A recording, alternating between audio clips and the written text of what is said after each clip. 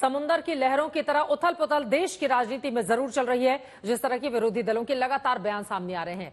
वैसे आपको बता दें चले, कल 7वें चरण की 57 सीटों पर मतदान होना है। 7वें चरण में यूपी की 13 सीटों पर वोटिंग होगी, जिनमें गोरखपुर, वाराणसी की भी अहम सीटें हैं। मगर 7वें चरण के रण के पहले सियासी जमात मंदिरों में मत्था टेकने पहुंची।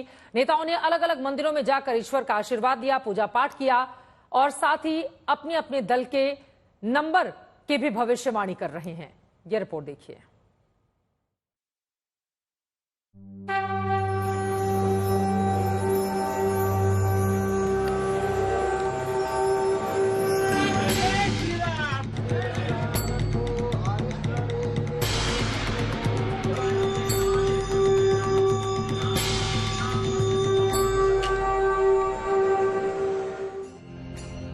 लोकसभा के चुनावी समर में प्रचार का रण थमने के बाद अब नेता भगवान की शरण में पहुंच गए हैं।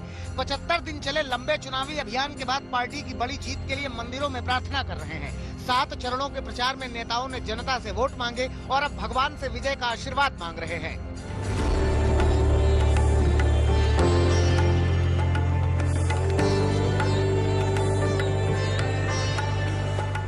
कन्याकुमारी में पीएम मोदी की ध्यान साधना जारी है।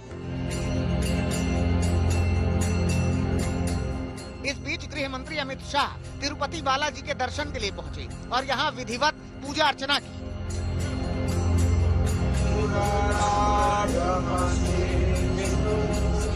एक दिन पहले चुनाव प्रचार थमने के ठीक बाद बीजेपी अध्यक्ष जेपी नड्डा ने हिमाचल प्रदेश के बिलासपुर में मां नैना देवी के दर्शन किए थे।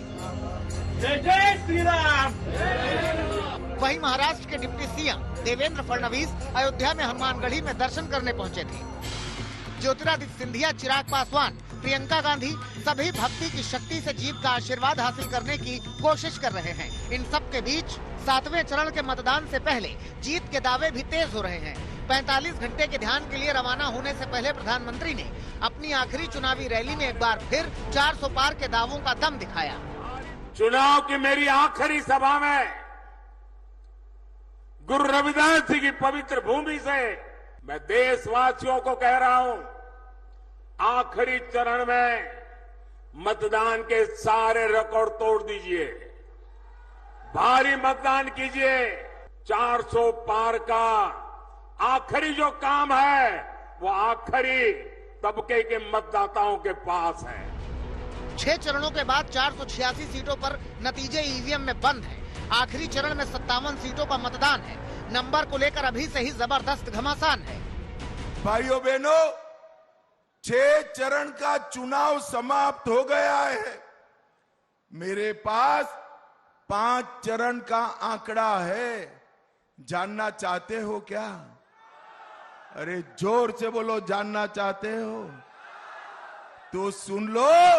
5 चरण में मोदी जी 310 सीटें पार कर चुके हैं।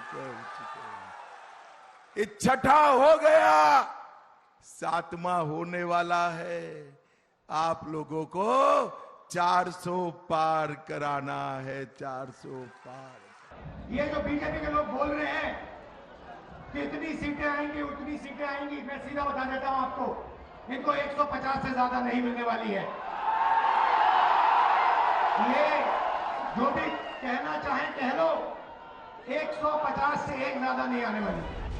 एनडीए और इंडिया गठबंधन दोनों पक्षों का बड़ी जीत का दावा है। एनडीए जीत की हैट्रिक का भरोसा जता रहा है तो इंडिया गठबंधन पीएम मोदी के विजय रथ को रोकने का। पार्टी के स्ट्रैटेजी की दृष्टि से या पार्टी के कार्य करने की दृष्टि से या पार्टी के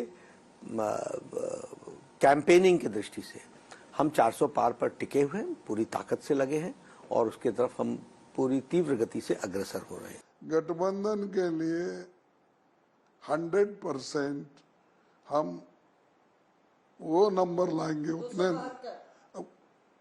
273 के ऊपर आएंगे, नीचे नहीं आएंगे। आखिरी चरण की वोटिंग के बाद अब इंतजार 4 जून का होगा, जब चुनावी नतीजों में दोनों पक्षों के दावों का असल परीक्षण होगा। आज तक ब्यूरो।